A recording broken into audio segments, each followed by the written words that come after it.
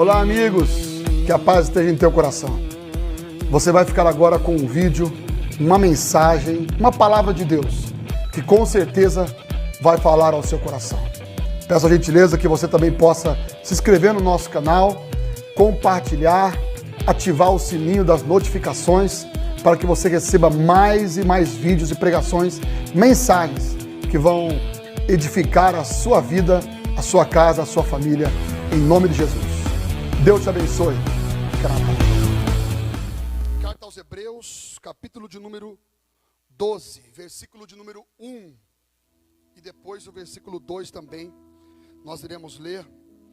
Deus tem uma palavra muito especial para liberar para o nosso coração, em nome do Senhor Jesus. Glória a Deus. Hebreus capítulo 12, versículo 1 diz assim: portanto, uma vez que estamos rodeados de tão grande multidão de testemunhas, livremo-nos de todo peso que nos torna vagarosos e do pecado que nos atrapalha, e corramos com perseverança a corrida que foi posta diante de nós. Verso 2. Mantenhamos o olhar firme em Jesus, o líder e aperfeiçoador de nossa fé. Por causa da alegria que o esperava, ele suportou a cruz, sem se importar com a vergonha. Agora, ele está sentado no lugar de honra, à direita do trono de Deus. Amém, queridos? Pode colocar a sua Bíblia na sua cadeira, vamos orar. Pai querido e fiel, Deus amado e santo, muito obrigado pela rica, preciosa e especial oportunidade que o Senhor nos concede neste momento. Sabemos que a Tua palavra, ela é vida, ela é esperança, ela é poder. A Tua palavra é virtude, a Tua palavra, ela é milagre. A Tua palavra, ela levanta, ela restaura, ela cria, até mesmo aquilo que ainda não existe. Meu Deus, libera sobre nossas vidas, sobre o coração de todos os Teus filhos e filhas, a Tua palavra nessa noite. Meu Deus, que o Senhor conceda a todo o Teu povo, a Tua igreja, a direção do Espírito para cada coração.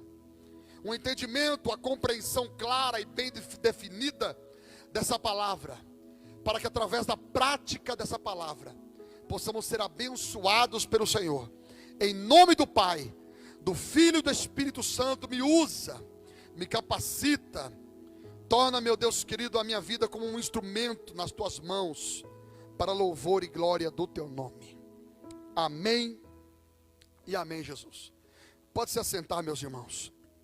Queridos, nós estamos debaixo de um tema. Coloca para nós o tema aqui, querida. A corrida da vida. A nossa vida, querendo você ou não, nós estamos numa corrida. E o autor do texto, ele compara a nossa vida espiritual, o autor do texto aos Hebreus, como uma corrida, literalmente. E ele fala sobre alguns detalhes aqui a respeito da corrida. Corramos com perseverança a corrida que nos está proposta, que nos foi proposta. A nossa vida, ela tem um destino, tem um propósito, tem um ponto de largada e tem um ponto de chegada, aonde estamos indo. Só que nós vamos tirar desse texto, extrair desse texto, fazer aqui uma exegese, no sentido de aprender algumas coisas com o que o autor aos Hebreus relata nessa carta. E essa carta vai trazer uma edificação para nós. Essa palavra não é uma palavra simplesmente para hoje, simplesmente para um momento de pandemia, de isolamento, ou crise financeira, emocional, espiritual. Não, não. É uma palavra para a vida, é uma palavra para todos os dias. Todos os dias nós precisamos nos ajustar sobre os 4 pontos que nós vamos aprender aqui nessa noite, em nome de Jesus. Amém, queridos? Primeiro, a Bíblia nos diz, coloca para mim Hebreus novamente, capítulo 12, versículo 1, só no versículo 1. Vamos ver pela palavra. A Bíblia diz: corramos com perseverança a carreira que nos foi proposta e deixemos todo o peso. Olha só. Portanto, uma vez que estamos rodeados de tão multidão de testemunhas, livremo-nos de todo peso peso que nos torna vagarosos. E do pecado. Do pecado eu já vou falar daqui a pouco. Primeiramente não fala do pecado, fala do peso. Nem sempre o peso é o pecado. Nem sempre o peso está ligado ao pecado. Existem coisas que nos tornam lento, que nos deixa lento. Existem coisas que nos tornam vagarosos. E na verdade não é o pecado. Muitas vezes, ou na maioria das vezes, é o nosso erro em relacionar as coisas, em ajustar as coisas na nossa vida. Pode subir um pouquinho mais esse teclado aí, pelo menos aqui está baixo, para mim. Pode jogar um fundinho aí, aleluia. Deixa Deus te usar, irmão. Escuta.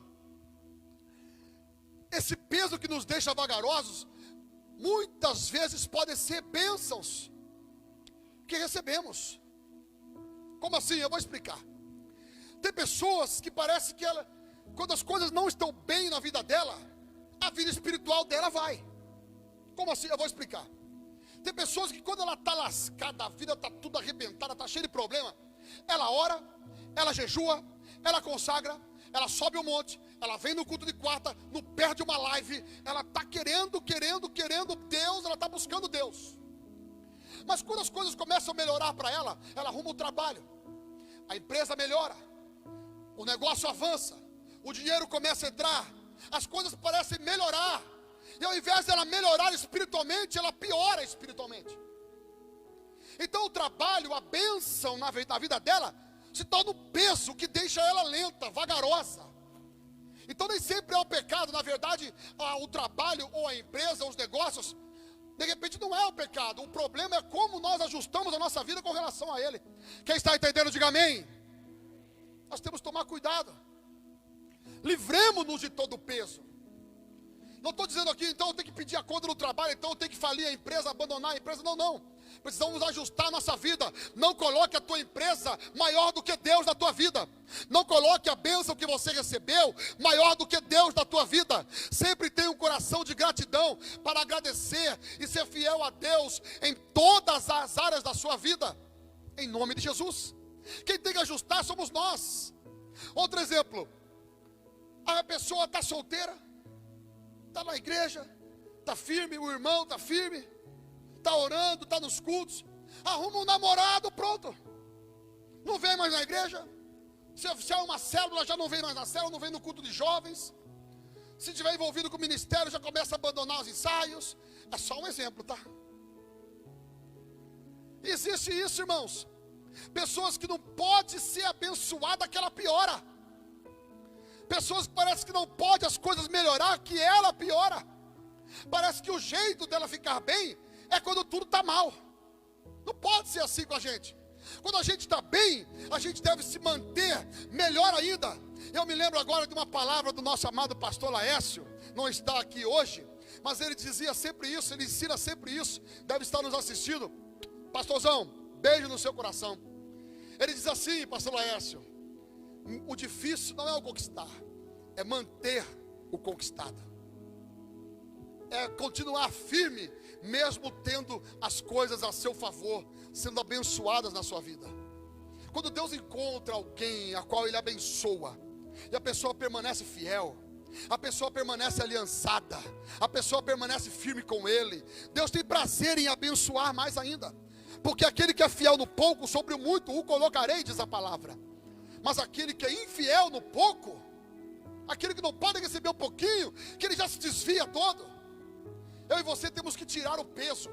Deixa eu dizer uma coisa.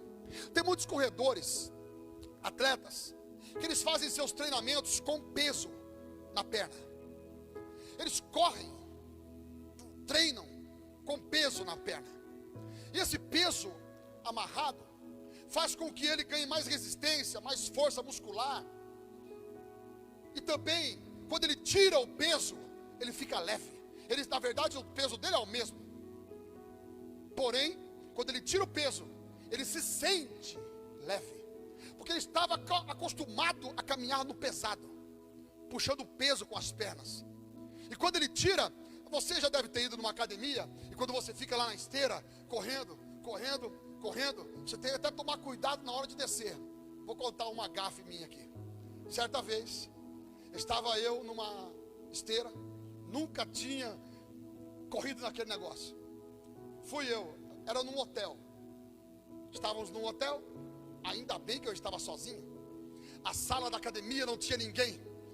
Eu dei uma de atleta, coloquei uma roupinha lá, um tênis e tal, e fui, sozinho. Minha esposa ficou lá no quarto, lá, um resort, um lugar lindo. E eu lá embaixo, correndo e correndo. Irmãos, quando desliguei aquele negócio e eu fui descer, parecia que a minha perna puxava eu para frente assim. Alguém já teve essa sensação? Talvez você já teve essa sensação. Parecia que a minha perna puxava eu e eu não tinha controle dela. Misterioso aquilo lá. O que é isso, queridos? Quando a gente está acostumado com uma vida de peso e você fica numa vida leve, as coisas funcionam melhor para você. Foi Jesus quem disse: aprendei de mim, porque o meu jugo é suave e o meu fardo é leve. Eu e você precisamos ter uma vida leve. Um outro exemplo, nesses dias de hoje de pandemia, estávamos essa semana, na verdade ontem, terça-feira, indo para São Paulo, paramos num posto na rodovia do Luiz Queiroz, abastecer o carro, fomos tomar um café, um pingado, um pão na chapa, no restaurante. E aí, indo para trabalho, paramos ali, comer algo. Na televisão, coisa de 10 minutos assistindo um canal de televisão ali. Irmãos, aquilo lá deixa a gente pesado. Era 10 minutos e morreu não sei quem, e matou não sei quem, não sei o que. Só desgraça. Até o pastor que estava junto falou assim: misericórdia, esse canal parecia que jogava sangue na gente, a televisão.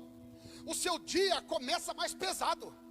O seu dia já começa carregado com informações negativas, com informações pesadas na sua mente. Então nós temos que o que? A Bíblia nos diz: deixemos de lado todo o peso, abandone todo, algumas versões diz, todo o embaraço, tudo aquilo que amarra a sua vida, tudo aquilo que fica aí oprimindo a sua vida, trazendo para você um peso. Se livra disso. Que a minha, a sua vida seja leve, seja de paz. Tem pessoas que assistiram a televisão, elas se tornam pesadas na alma, no coração. Ela sai do canal da televisão, ela já sai xingando o Bolsonaro, sai xingando Dória, sai xingando Bajas, sai xingando a China, sai xingando o Trump, algum culpado e fica... Não, irmãos, leve, coração em paz. Amém, povo de Deus? Coração leve, eu e você precisamos disso. Diga assim, ó: eu preciso ter um coração leve. Uma vida em paz, irmãos.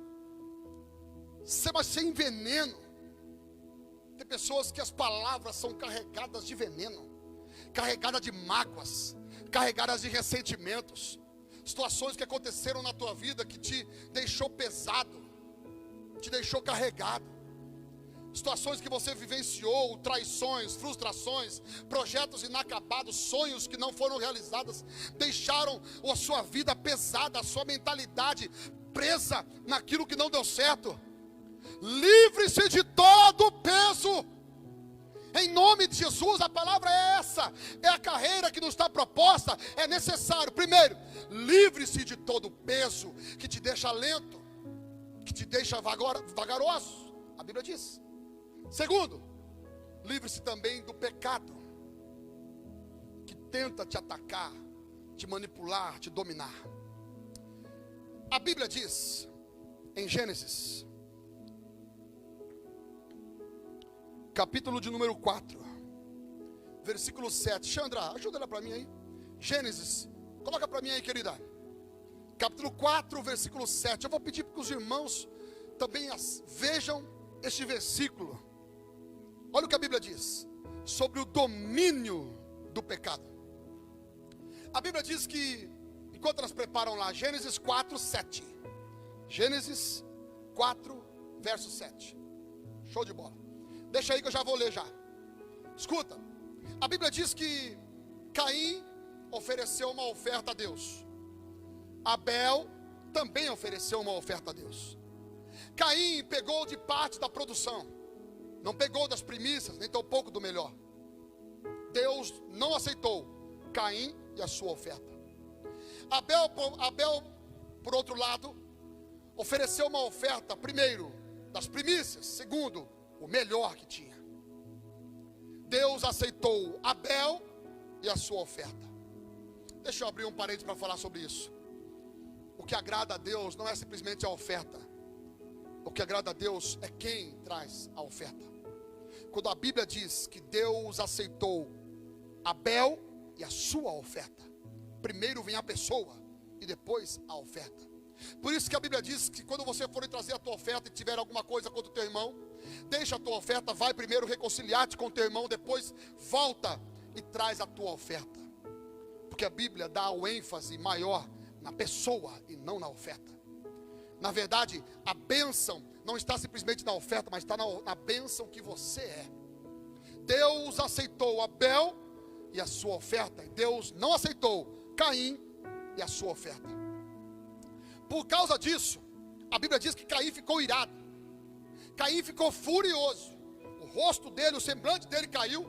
E Deus falou com ele antes dele cometer a besteira de matar o próprio irmão. Deus falou com ele, mas ele não ouviu a Deus. Olha o que Deus falou com ele. Nesse texto aí, ó.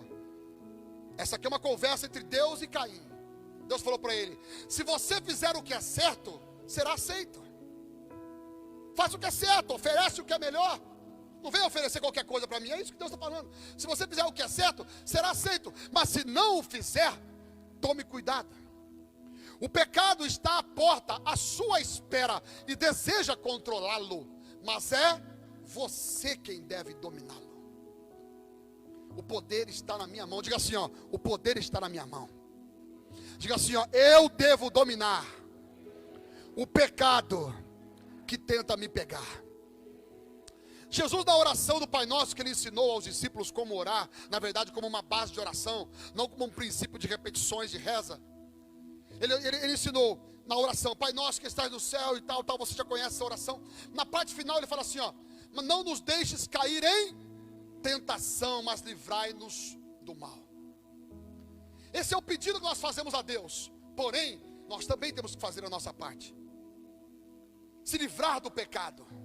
Dominar significa ter o autocontrole, o domínio próprio, o autocontrole de saber que aquilo lá te destrói, aquilo lá te amarra nas prisões satânicas, aquilo lá te leva para a podridão espiritual, aquilo lá te distancia de Deus. Então eu devo dominar os meus impulsos, meus desejos de cometer o pecado e não cometê-lo. Jesus nos deu essa direção de maneira muito clara. Todas as pessoas que ele curava, expulsava demônios, ele dizia: vá e não peques mais. Ou seja, é possível você caminhar longe do pecado. É possível você dominar os seus próprios impulsos e não caminhar no pecado. Para a nossa vida caminhar certo, na corrida da vida, para que tudo funcione bem, nós precisamos dominar. Quem está entendendo, diga amém. Nós precisamos caminhar bem, se livrando do peso e se livrando também do pecado. Terceiro, nós precisamos correr com perseverança. A perseverança é a alma da conquista. Temos que ser persistentes, focados na corrida, na vitória. Meus irmãos, escuta só.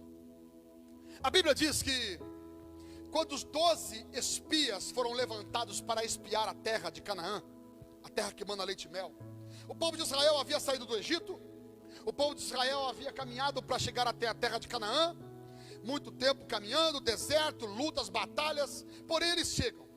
Quando eles chegam, é levantado 12 espias, 12 dos príncipes das 12 tribos de Israel. Eles foram levantados para visitar a terra e trazer notícias como era aquela terra. Foram lá e visitaram. 10 trouxeram notícias negativas. A terra realmente é boa, o fruto dela é bom, porém tem gigantes lá, nós somos como gafanhotos aos olhos deles. Em outras palavras, eles diziam assim, ó: eles vão pisar em nós. Nós estamos aniquilados diante deles. Não tem jeito para a gente entrar aí. Não dá para tomar essa terra. Mesmo que Deus tenha falado, não dá. Essa era a mensagem deles. 2, Josué e Caleb, não foi essa mensagem. Josué e Caleb trouxeram uma mensagem parecida no início, mas mudando do meio para o final. No início eles falaram iguais aos outros: a terra é boa, mana leite e mel, a coisa lá é boa, porém tem gigantes, sim, tem homens lá fortes, mas Deus é conosco. Eia, levantamo-nos e possuamo-la por herança. Dois homens, Josué e Caleb, firmados numa palavra que Deus havia dado a eles. Dois homens que mesmo diante de desafio, mesmo diante de dificuldades, eles estavam com focado em receber a vitória, em avançar, porque Deus é quem havia tirado eles do Egito, Deus é quem havia prometido, e Deus é fiel para cumprir. Eles estavam focados nessa palavra. Mesmo assim, o povo estava desanimado, o povo queria tirar pedra neles. Deus se entristeceu com aquele desânimo do povo. Deus se entristeceu muito com aquela visão pessimista, sem fé, sem acreditar, sem confiança em Deus. O povo teve que caminhar mais 40 anos naquele deserto. Detalhe, Josué e Caleb estavam lá também, caminhando em todo esse período. Escuta, a Bíblia diz, passados esses anos, eles estão agora próximos para chegar na terra, novamente, na terra que Deus preparou para eles. Josué e Caleb, eles começam a ter uma conversa. Josué e Caleb começam a conversar.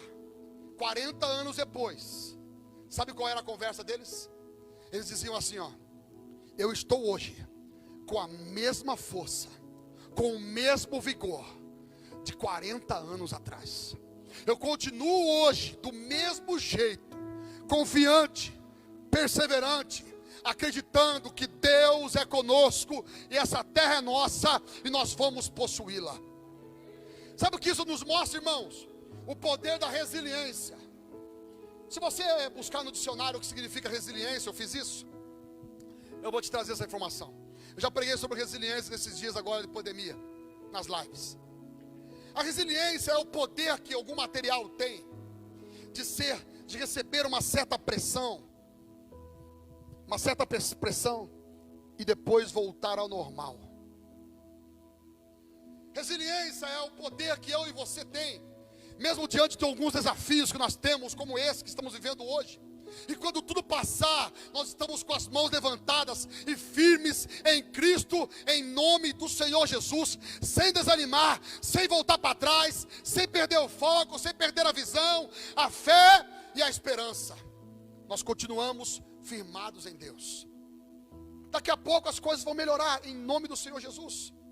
Está todo o tempo se falando, a nossa oração é essa, que venha logo essa vacina, que seja logo distribuído, que o povo receba a imunidade e caminhe bem, volte a se abraçar, possamos voltar a encher a igreja, cadeira colada na cadeira, irmão abraçando o irmão, em nome do Senhor Jesus. Amém, povo de Deus? Porém, enquanto não dá, a gente vive do jeito que dá, a gente se adapta e se ajusta do jeito que dá. O importante é não perder a fé e nem perder o amor. O importante é não perder a visão, nem tampouco o propósito. O importante é não se distanciar da fé, permanecer firme com Deus. Isso se chama resiliência. Que eu e você possamos estar perseverantes a cada dia, mesmo diante de algumas esticadas. A gente, quando solta, a gente volta e estamos lá, bem firmados, em nome do Senhor Jesus. Olhe para esse irmão perto de você e fala assim para ele. Lembra disso? Saudade de falar com o irmão, né? Olha para o irmão perto de você e fala assim, ó: Deus vai te fazer prosperar. Fala assim: tenha paciência, tudo vai dar certo, Deus é contigo, em nome de Jesus. Glória a Deus. 4, para encerrar. Tudo isso só vai acontecer. Essa corrida da vida só dá certo quando a gente não perde o foco, quando a gente continua olhando para a linha de chegada. O corredor, ele tem o ponto de partida, a largada, e também tem a linha de chegada. O propósito do corredor no meio da corrida é não perder tempo com aquilo que atrapalha. Não dá para no meio da corrida ficar perdendo tempo com aquilo que... Não dá para parar para selfie. Não dá para parar para assinar autógrafo para quem está do lado. Embora esteja te motivando, vai lá, eu sou contigo, você vai ganhar. Embora não dá para parar. É tempo de corrida, é tempo de chegar no propósito. A Bíblia diz que melhor é o fim das coisas do que o início delas. Eu preciso chegar. Eu só vou chegar quando eu faço o que a Bíblia nos diz. O autor da carta aos Hebreus diz: olhando firmemente para Ele, Jesus, o autor e consumador da nossa fé. E a Bíblia dá o detalhe: Ele, pela alegria que lhe fora proposta, suportou a cruz. Hoje, Ele está em um trono ao lado de Deus, nosso Pai. O que a Bíblia dá detalhes é: Jesus não perdeu o propósito, Jesus não perdeu o foco. Embora quisessem atrapalhar, embora quisessem condená-lo ou amaldiçoá-lo, ou dizer que ele é aquele pecador, ele é do príncipe das trevas, filho de Beelzebu, não importa o que dissessem a ele, ele não se perdia com as palavras que diziam. Ele não perdia o propósito com as rejeições que recebia.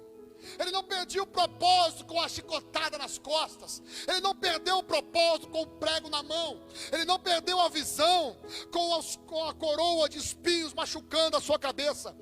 Ele não perdeu o propósito quando os cravos, os pregos atravessaram os seus pés. Ele não perdeu o propósito quando amarraram suas mãos, cuspiram em seu rosto, bateram na face dele, zombaram dele, dizendo: desce daí e salva-te a ti mesmo, você não é o rei. Ele não perdeu o propósito é salvar. Ele disse: Pai, perdoai-vos, porque eles não sabem o que fazem. Ele não perdeu a visão. E a gente tem que fazer assim. A gente tem que aprender com ele. Pela alegria que lhe fora proposta, ele suportou a cruz. Sabe qual alegria é essa? Talvez alguns vão pensar: não, a alegria é receber o trono, porque pela alegria que lhe fora proposta, ele está sentado no trono. A alegria maior que Jesus recebeu é ver você salvo, é ver você lavado e remido pelo sangue que ele derramou na cruz. É como dizer assim, ó: valeu a pena. O sacrifício oferecido deu certo, o sangue derramado funcionou. Lá está o povo que recebeu o sacrifício, lá está o povo que foi perdoado, lavado pelo sangue, lá está o povo que foi remido do pecado e agora é livre, liberto para viver uma vida consagrada ao Senhor. Valeu a pena, por minha causa e por tua causa. Essa é a alegria do céu. O céu nos espera. E nós, como igreja de Cristo, estamos nos preparando para a corrida da vida. E a corrida é essa. Não é simplesmente para que tudo dê certo na empresa. Não é simplesmente para que o pão esteja na mesa. Mas é para que eu possa comer o pão também com Jesus no céu, na ceia do Cordeiro, na ceia celestial, mas nas bodas do Cordeiro, para que eu possa estar na presença dele a cada dia. Escuta, vai chegar um dia que tudo aquilo que é abalável será abalado. Está escrito na Bíblia. Vai chegar um dia em que tudo aquilo que é abalável será abalado. Só ficará aquilo que é inabalável. Só ficará aquilo que é inabalável, aonde não se pode tocar. Quem está no Espírito mexe com a sua casa, mexe com tudo, mexe com o seu corpo, mexe com a sua... Não importa com o que se mexe. Quando se toca naquilo, quando tenta tocar naquilo que é inabalável, não dá para tocar. Não dá para abalar aquilo que é inabalável. Não dá para tocar naquilo que é intocável. Não dá para mexer aquilo que é consagrado, aquilo que é santificado. E tudo que ficará é o que é inabalável. O meu espírito, o seu espírito. Por isso a Bíblia diz: andai em espírito, e não satisfarão as obras da carne. Andai em espírito. Muitas vezes agora, acho que talvez nunca como hoje, tem sido tão abalado aquilo que os homens têm a confiança. Governos, nações poderosas, milionárias, dinheiro, empresas, negócios, tudo, uma mexidinha de leve, já mexeu com o mundo.